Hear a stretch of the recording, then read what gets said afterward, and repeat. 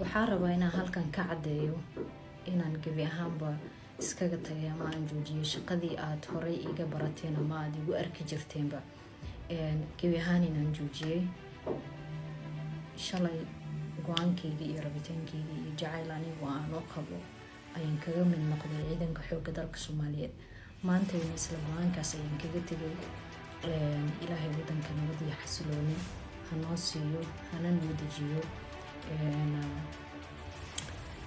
saaxiibo badan oo waxaa jirtay idahay madaxweyne Farmaajo haddii uu baxay adigana ma ka daba baxday.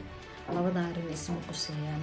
madaxweyne Farmaajo wuxuu ahaa madaxweyne Soomaaliyeed, wadankan wax badan ka qabtay, kuna sharfan yahay, sidoo kale wuu ku amaanan yahay.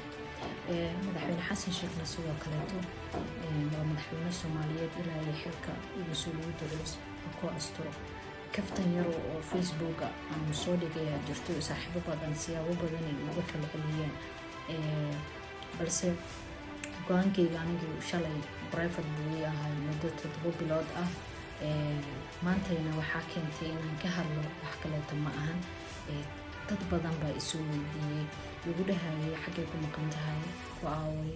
xitaa ciidanka qaarkood maantii aan shaqo wadaagga ahayn iyagu wax war uma haynin. saaxiibo badan oo ku lahay.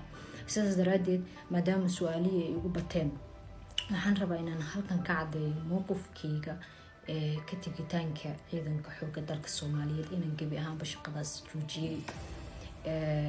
shaqsi gooni ah aniga maanta aan nacayb u qabanay ugama aanan tegin. dalka waa dalkaygii, dadkana sidoo kale waa dadkaygii. haddii aan shaqada joojiyay waxaan ku dhex noolaanayaa anigoo muwaadin Soomaaliyeed ah. shalayna muwaadin Soomaaliyeed baan ahay, maantana muwaadin Soomaaliyeed baan ahay. dalka iyo dadkana dad kale buu ka wada dhexeeya, wana la wada leeyahay. dhammaanna waxaan u rajeynayaa nabad iyo xasilooni insha Allah iyo amni aan ku damaashaadno caasimadeena Muqdisho iyo dhammaan gebi ahaanba wadankeena. marka mowqifkayga waa midkaas.